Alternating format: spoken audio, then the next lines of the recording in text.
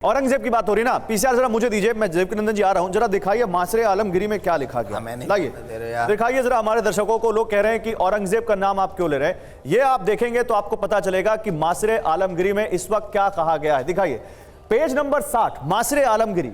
जनवरी 1670 में बादशाह ने आदेश दिया कि मथुरा में जो केशव देव मंदिर है उसे गिरा दिया जाए। जितनी भी मूर्तियां हैं जिनमें कीमती जवाहरात जड़े हों जो मंदिर में रखी थी, उन्हें आगरा लाया जाए और बेगम साहब मस्जिद की सीढ़ियों के नीचे दफन कर दिया जाए। यह मासरे आलमगिरी के पेज नंबर 60 में है। मथुरा का नाम तब बदलकर इस्लामाबाद रख दिया गया। यह मासरे आलमगिरी में लिखा गया है और इसके बाद हुक्म की तामील करने वालों को इनाम भी दिए गए, यह साफ उसमें लिखा हुआ है। अब जब बात यहां हो रही है इतिहास की, तो इतिहास के तथ्यों में यह लिखा गया। मैं आप तीनों के पास आऊंगा, मुझे मालूम है आप तीनों कुछ बोलना चाहते हैं, लेकिन क्योंकि मैं आपसे एक बार फिर से रिक्वेस्ट कर रहा हूं, आप तीनों को मौका दूंगा, आप बोलिएगा, एक इधर से जवाब आ जाए इसका। मासरे आलमगिरी, औरंगजेब, इसमें साफ कह रहे हैं उनके जो सिपह सलार की उन्हें आदेश दिया गया। देखिए इसी माजरे आलमगिरी की किताब में सब लिखा है, और भी हैं, अंग्रेज इतिहासकार हैं उन्होंने लिखा है, हमारे ब्रज के इतिहासकार हैं उन्होंने लिखा है। इससे कोई भी जुटला नहीं सकता कि हम लोगों पे अत्याचार हुआ है, हमारी भावनाओं के साथ खिलवाड़ हुआ है, हमारे मंदिर तोड़े गए, हमारे देवी देवताओं का अपमान किया गया। कोई भी थोड़ा बहुत जो इतिहासकार होगा वो इसको जुटला नहीं सकता, ये तथ्य सत्य है। अब हम लड़ना नहीं चाहते। मैंने बहुत पहले कहा था काशी, मथुरा, अयोध्या ये हमें दे दो। क्यों? ये हमारे प्राण हैं, ये हमारे प्राण बसते हैं, शिव, राम, कृष्ण। आप हमें 3 मंदिर दे दो, हम तुम्हें 3 मस्जिद बनवा के देंगे। नहीं मिले।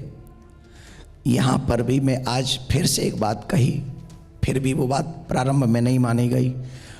आपके मुस्लिम इतिहासकार कहते हैं कि केशव देव की मूर्तियों को लेके जामा मस्जिद की सीढ़ियों में गाड़ दो।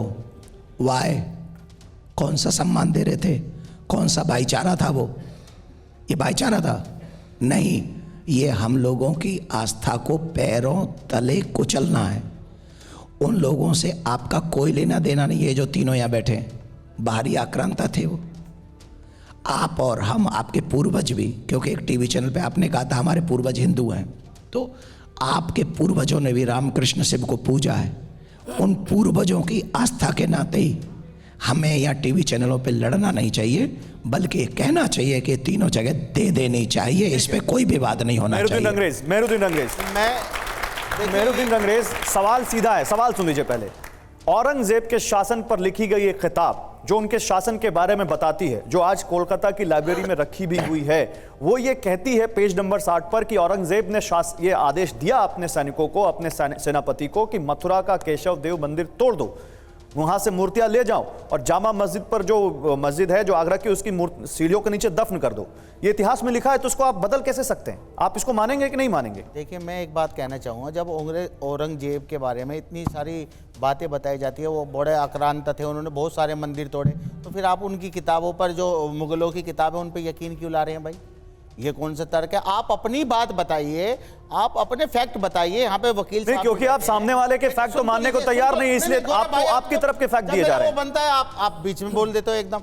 तो यहाँ पर वकील साहब भी बैठे हैं, वो बताएं, ये बताएं कि इनके पास क्या, इस आलमगीर के किताब के अलावा इनके पास कौन से ऐसे सबूत हैं जो ये बताते होंगे भगवान श्री कृष्ण का जन्म उस ईदगाह में हुआ है।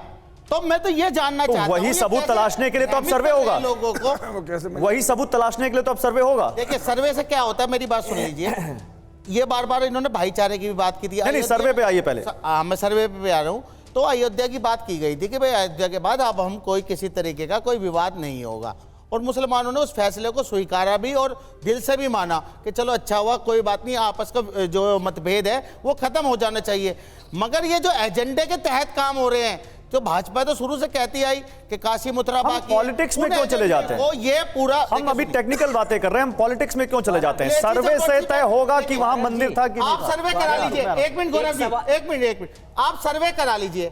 सर्वे में क्या आता है, उससे कोई जो कानून बताएगा वो रास्ता होगा। मगर जब उसका कैरेक्टर चेंज नहीं हो सकता, क्योंकि देश में एक कानून बना हुआ प्लेसेस ऑफ वर्शिप एक्ट का, और वो संविधान का बेसिक ये बड़ा सवाल है, ये बड़ा सवाल है। आप क्यों नहीं बोलते? ये सवाल है, कैरेक्टर चेंज नहीं हो सकता। आप सर्वे करके अगर पता भी लगा लेंगे तो देश का एक कानून है जो कहता है कि 15 अगस्त 1947 को जो धार्मिक स्थल जिस स्थिति में था उसी में रहेगा। तो आप कैसे करेंगे फिर उसको? देखिए, लोगों की भावना का ध्यान रखते हुए संविधान में पहले भी कानून बदले गए और अब फिर चांस हो सकता है। उसके पीछे रीजन मैं बताता हूँ। जब से भारत आज़ाद हुआ है, जब से भारत आज़ाद हुआ है, सबको समान अधिकार हैं। मैं आप सब युवाओं से पूछना चाहता हूँ, हिंदू मंदिर, बड़े बड़े मंदिर सरकार के अंडर हैं कि नहीं? है कि नहीं? कोई मस्जिद है, कोई चर्च है? यहाँ कहाँ गए समान अधिकार? यहाँ कहाँ गए? अब तो आज़ाद है ना, 75 साल से हम आज़ाद हैं, अब कहाँ गए? इस पे कोई नहीं बोलेगा। इस पे कौन सी राजनीति है? किसने की इस पे राजनीति? दूसरी बात, आज़ादी के बाद कितने कानून, ये 91 वर्शिप जो एक्ट है, ये कब आया? नरसिम्हा राव सरकार में। किस लिए आया? किस लिए आया? एक वर्ग विशेष को प्रसन्न करने के लिए आया। उस समय वो बहुसंख्या में थे, उनका सब अधिकार था, उन्होंने कानून बना दिया। अब कोई भी देश में, विश्व में ऐसा कानून है जो एक बहुसंख्यक व्यक्ति को कोर्ट जाने से रोके? पाकिस्तान में भी नहीं है। तो हम तो हिंदुस्तान में रहते हैं, हम 100 करोड़ लोग अपनी आस्था के लिए। आप ये कह रहे हैं देवकीनंदन जी कि सरकार को ये कानून अब संशोधन कर देना चाहिए? मैं तो यही प्रार्थना करता हूं आपके चैनल के माध्यम से। प्रधानमंत्री इसका अपील करिए प्रधानमंत्री। एक मिनट बोल रहे हैं, आपकी बात बोल रहे हैं। को आप खराब करना चाहते हैं, 90 के दशक में लेना चाहते हैं। आप देश के ताने बाने को खराब करना चाहते हैं क्या देवकीनंदन जी? ये भी आप जो है, ठीक है, आप ही का सवाल ले लिया। आप देश के ताने बाने को खराब करना चाहते हैं? ताने बाने को खराब करने का काम इनका है, मेरा नहीं। मेरा काम तो ताना बाना चुनना है, बुनना है। अरे सर, आपका कैसे ताना बाना बना रहे हैं? मैं जब कथा करता हूँ सबसे पहले बोलता हूँ, हे ईश्वर सब सुखी हों। सब में आप भी आते हैं, कभी मेरी कथा सुना करो।